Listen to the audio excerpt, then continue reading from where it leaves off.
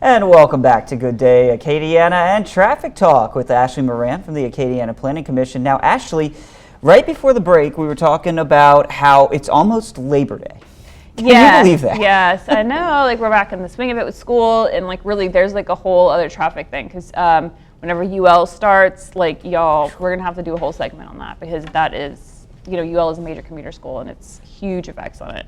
Oh boy. But right now, a lot of people don't know we have an impaired driving campaign that is currently in effect with enhanced enforcement, lots of police out there looking for impaired drivers because we do have a massive spike in impaired driving crashes around this time of the year. Interesting. Yeah, so we have about 14 people die over Labor Day weekend in fatal and serious injury crashes, 50% of them associated with the ingestion of alcohol.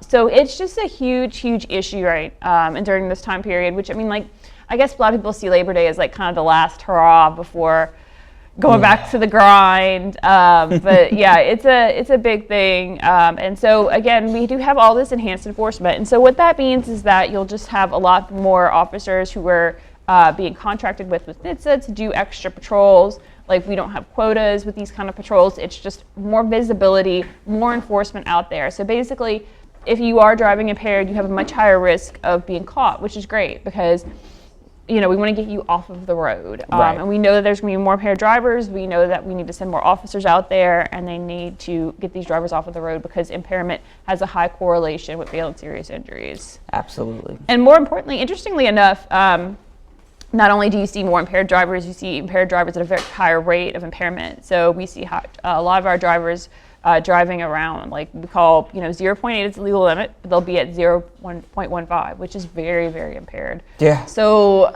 it's not like just barely over. I mean, you're you're really intoxicated at that point. So really, we want to tell people, don't make a $10,000 mistake, make other plans. And truthfully, you're lucky. If it's only a $10,000 mistake. Yeah, because there's a lot of liability if you're involved in a vehicular homicide. Right. So make plans, drive at home, use ride-sharing apps, everything you can do to not drive impaired because you're just putting people on the risk. Absolutely. On the roadways.